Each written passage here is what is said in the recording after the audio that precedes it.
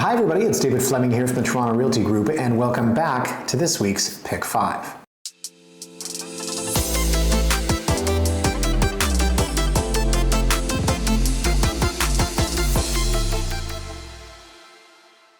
Now, some of the more popular Pick 5s are when I talk about undervalued areas. Some are when I talk about areas that you might not know exist. And other Pick 5s that receive a lot of compliments are ones where I talk about areas that are starting to transition. In today's Pick 5, we're going to look at an area that hits all three of those marks. It is known as Cliffcrest. Now, Cliffcrest, in addition to being not too far from where my mother lives, I should put a photo of her over my shoulder. David. Yes, not too far from where my mother lives. It's also an area that's very synonymous with the Bluffs. So I can tell you that the one time my family and I decided to go down there in the middle of the summer, you cannot park within like a 2-kilometer walk there. It's absolutely wild. So if you're not familiar with the Bluffs, it's one of Toronto's best kept secrets, except as you can tell from all the cars, not so best kept. But as far as residential living goes, to me it's a very cool area because it is so exceptionally quiet. Basically, you would have no reason to be on one of those streets unless you live there, because those streets don't go anywhere. Most of the homes in this area were built somewhere in the 1950s, and you're starting to see a tremendous change, and this probably has been dating back about a decade, as you would have seen, let's say, 30 years ago in Leaside with a lot of these little bungalows being torn down and McMansions being built in their place. Today, we're seeing a lot of these 50-foot lots being torn down, so today, I'm going to show you both. We're going to look at a couple of these properties that are still in their original state, these bungalows, see if there's any value in there or if these are simply land value, and then we're going to look at a couple of pretty cool houses. So let's take a look at the map here, guys. As you can see, when we put Cliffcrest into Google Maps, it shows us a massive area that goes between two GO stations. For us, though, we're really interested in this section down here. And excuse me, Google Maps, for zooming in and out too quickly, but yeah, as you can see there, right? Here's Bluffers Park Beach, and here's the area of Cliffcrest that we want to focus on. So here are the properties, guys. As you can see, there are 5 of them, and we're going to start here with the first one, which is, as you can tell, at $1,099,000, a little bungalow. So as you can see here, 14 Nealon Avenue. This is a 45 by 133 foot lot. Just think about that for a moment. I was looking at a house earlier today, a client had sent me, and they're trying to move up from a condo, and I said, guys, this lot frontage is 12.63 feet. I think that's 32 Lewis, if I'm not mistaken. So that's on the east side. This is also on the east side, but further out into the Bluffs, a 45-foot piece of land. If this was a 45 by 133 and say Leaside, the land value alone, I think, probably $2.5 million. So here we are at $1,099,000. Currently it's set up as a 3-bed, 3-bath. You can see it's a 1.5 story. Of course, they're all going to have private driveways. That goes without saying. But is this a builder's lot, or is this a livable property? You can see from the outside, you got this half story up top. I love this triangular look to these. These just scream Scarborough to me. And you know, maybe there's some areas in the West End as well where this vintage of home still exists. As you can see here, and let's not spoil the surprise, but there's your McMansion. I was going to take you on a Google Street View tour, but now I guess I don't have to. So that's your McMansion, and when you look at the size of this house here, obviously it's what, a quarter of the size of what you could build on the lot. So you have 133 feet deep. That is absolutely phenomenal. And you can tell here the setbacks only allow you to build your house at the onset of where these other houses front onto, but you can build all the way back here. There's your McMansion, there's your McMansion. That's what we're talking about today. So again, location-wise, right, here's Bluffers Park. It's a phenomenal location for those of you that know it. Some people think it's just too far out of the city, but as I will tell you with the 5th property today, a very prominent Torontonian decided it's not too far out. Although, based on where that person's coming from, you know what, I don't want to spoil the surprise. I'm not going to name names because it's a Toronto athlete. Okay, so here we go. Again, you can see the McMansion here, and let's get inside the house. So, inside, it's actually not bad. This is not land value, in my opinion. Highest and best use would be land value, but are you going to pay this kind of money and tear it down? I don't know. I don't know if you're building a house for less than $1.2 million, and then what are you selling it for? That's what I'm going to show you shortly. So again, kitchen's obviously original. You've upgraded with some appliances, fine. You know, if this was one of our listings, maybe we'd paint those kitchen cabinets out. So on the inside, as I said, 3 beds, 3 baths. It's a lot of space. It's deceivingly large, which is kind of funny because I called it small compared to the house next door, but those are McMansions. So Vanity's updated, bathroom's updated, fine. Again, many of you are looking at this and saying, yeah, well, it's still just land value to me because I would tear it down and I would build the McMansion next door. So downstairs, as you can see, looks like a lot of what I remember growing up with all that wood paneling. I don't want to belabor this and spend too much time on the actual property, but I wanted to show you this. So we're on the market here and we have an offer date, February 25th at 6 p.m. But let's scroll down and see the listing history here, guys. Check this out. This was bought for $1,455,000 in March of 2022. So was this bought to live in or was this bought as a builder house? I would think that this was probably bought to live in because they have a kind of nice house, and oh yeah, by the way, they haven't torn it down to build. But $1,455,000, and this was like market peak when someone bought this. I have a hard time thinking that this person bought the house, decided to tear it down, and now is saying, no, I don't want to build. I think this is somebody that bought it to live in, and now where are they going to get out on it? Because again, I say again a lot. Okay, so here we are at $1,099,000. We've got an offer date, but here we are. We paid $1,455,000 to get out of this. Having paid land transfer tax and real estate fees, these guys are going to need to be about $1,550,000. So doesn't look great on that one. Okay, so the next one we're going to look at again. Said again. This is also a bungalow, but this, here we go, 50. We knocked it out of the park. 50 by 133 foot lot. I've got a client that's coming up from the United States, and his only prerequisite is a 50-foot lot. I sent him a couple of exceptional properties in slightly different areas just to challenge him. You know, one was on a 46-foot lot, one was on a 45-foot lot. He said, I appreciate this thinking outside the box, David, but I'd really like to adhere to the 50-foot lot. So for some people, that's just a number. If you look at Lawrence Park, for example, Lawrence Park proper, all the lots are 50 by 150. That's just the number. So that's something I've got in my head. Maybe it's Maurice Richard's 50 goals in 50 games.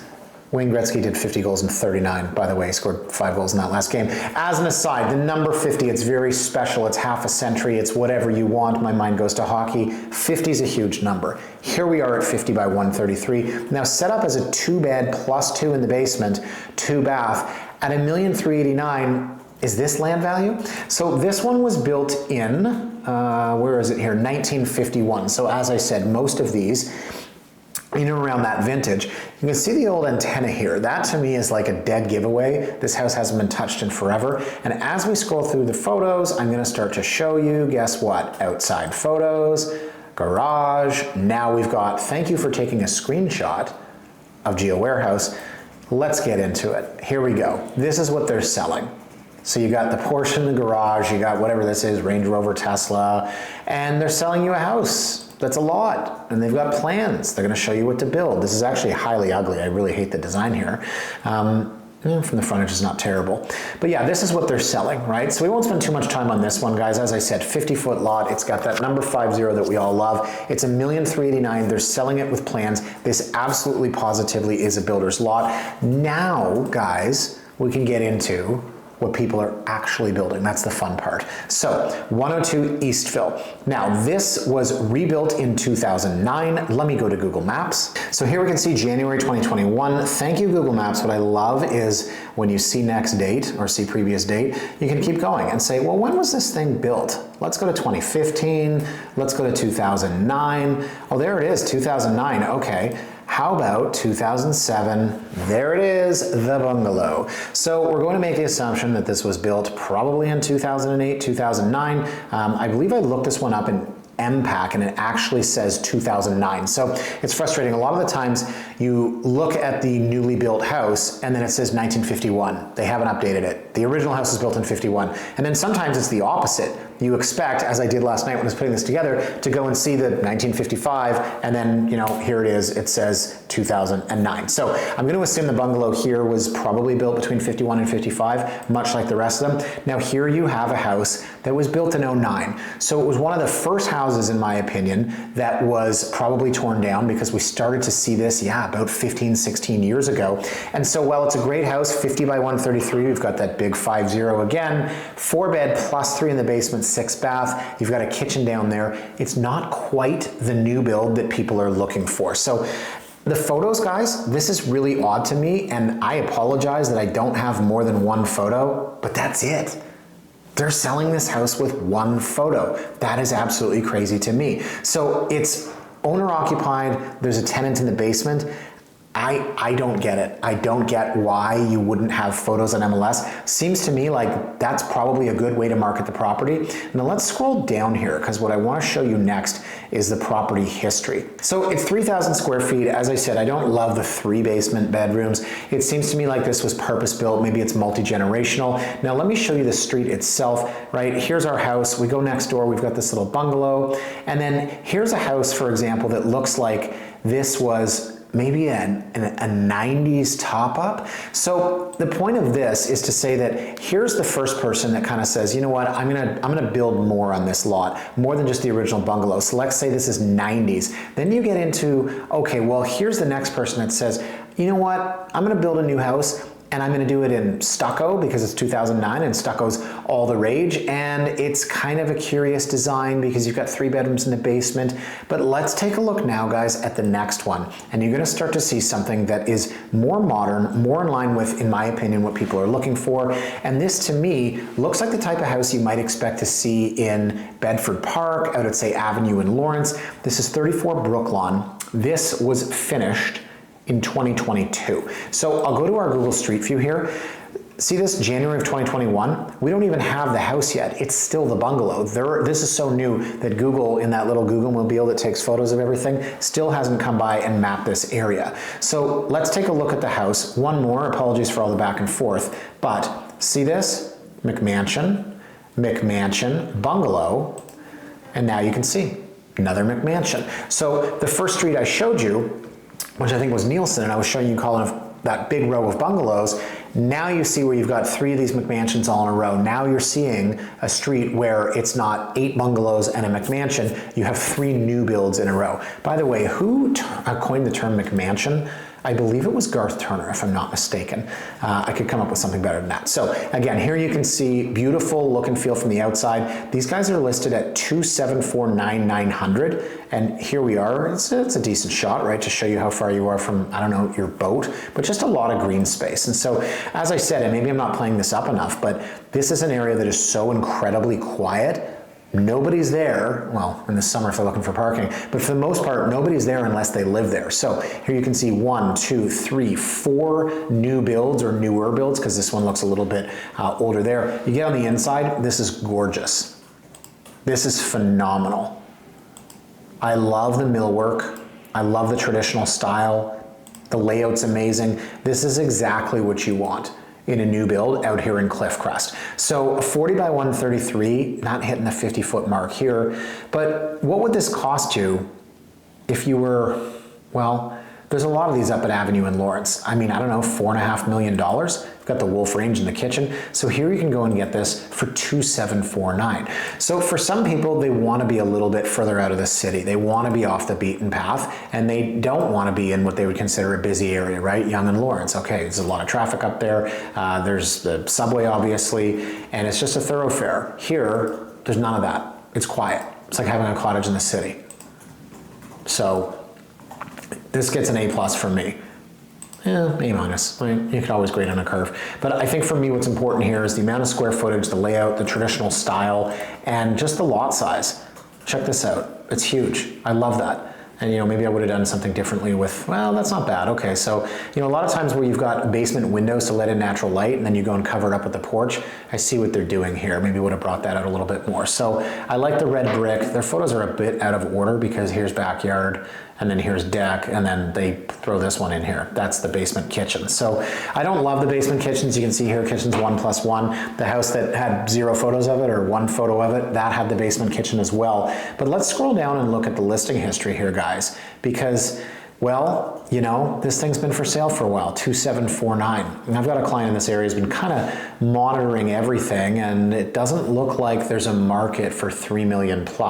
So let's take a look. As I said, they're listed at $2,749. Let's see the listing history here.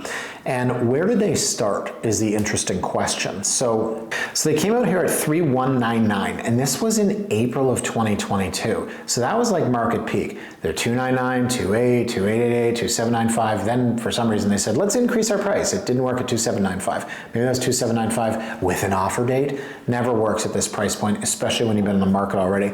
Then they're back up to 299, so call it 3 million. Now they're starting to get a little bit more realistic. So there is an appetite out here. These houses have sold, but at what price point? At 3.1, 3.2? No. Now I have to think at 2,749. Guys, the replacement cost to build this house today, well, depends on if you're a builder or end user, but I'd have to think it's $1.5 million. And as you can tell, you're probably not getting the bungalow that was on this lot for 1.2. So I think it's a great buy for somebody who wants to live out here, and well, based on how many times they've been listed, it tells me it's probably somewhat negotiable.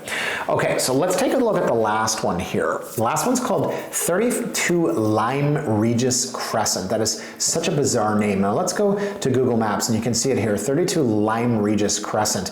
It is situated right next to a green space, a park, if you will. I don't know why they call it green space, yes. So the green space, here you go. It's a fantastic location. Look at the size of this thing. Guys, this is amazing.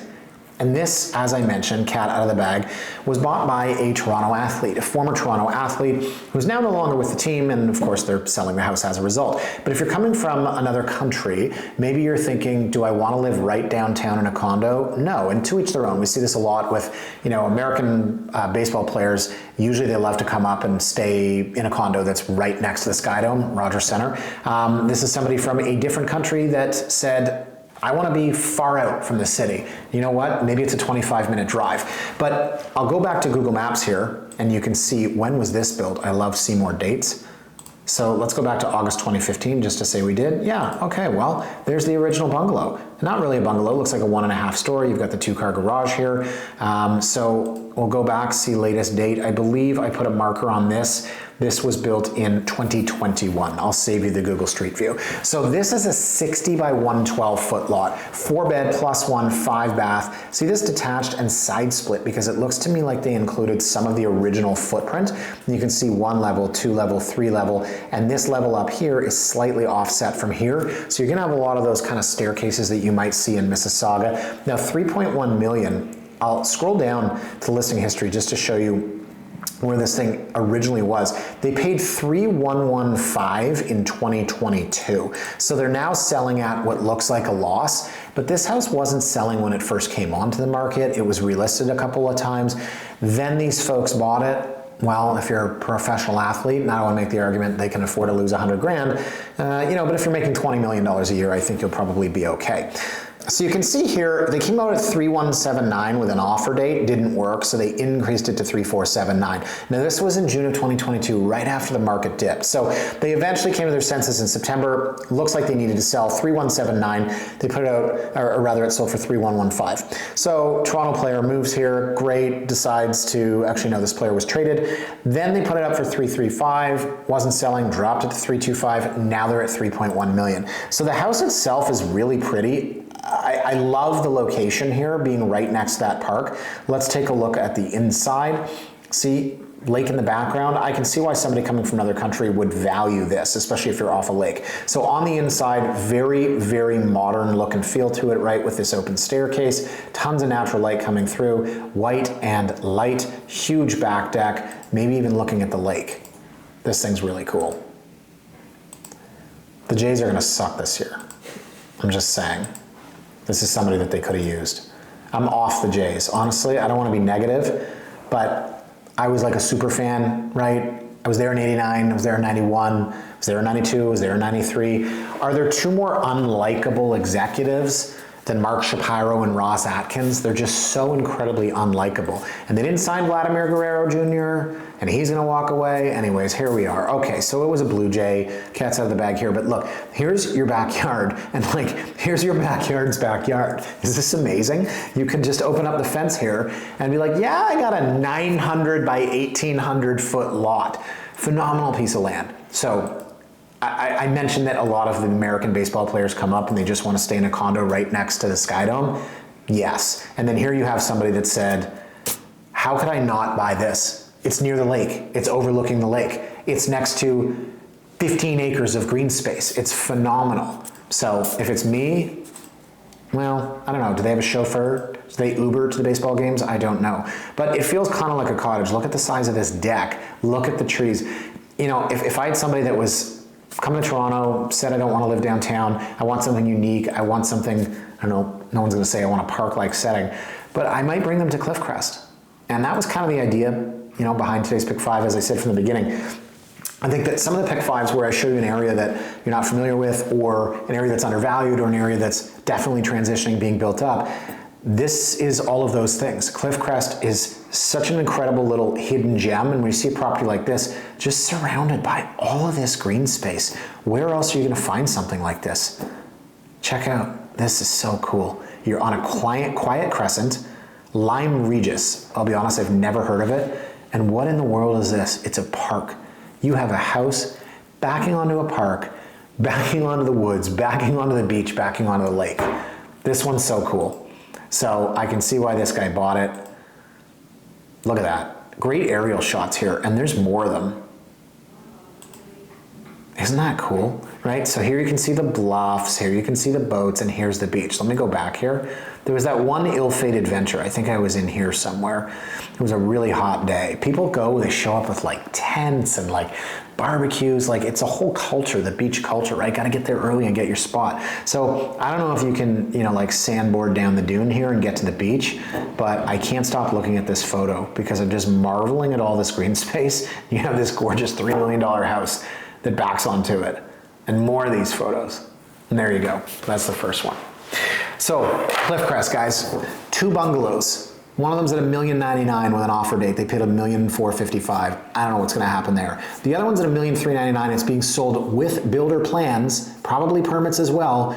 That is definitely a builder's lot. Then you've got one that was built 16 years ago as a new build, which is, well, you know, getting a little bit long in the tooth now. They didn't think they needed to put photos on MLS. Then you've got the one I showed you second to last, which is basically a 2-year-old build, absolutely gorgeous. Came out at 3.2, they're now down at 2.749, shows you where the market is. Last but not least, you have something that the Major League Baseball player wanted to make home. I think that's one of the most unique properties on the market in the city of Toronto right now, and you will only find it in Cliffcrest. Guys, thank you so much for watching. Have a fantastic weekend, and we'll see you next week. Bye for now.